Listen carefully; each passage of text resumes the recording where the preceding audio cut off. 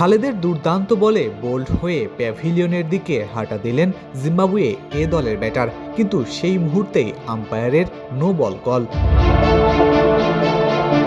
অবাক হলেন Khaled. Over stepping নয়, হাই নো বলও নয়, তাহলে কেন? আম্পায়ার জানালেন সার্কেলের বাইরে একজন বেশি ফিল্ডার ছিলেন, আর সেই কারণেই নো বলের সিদ্ধান্ত।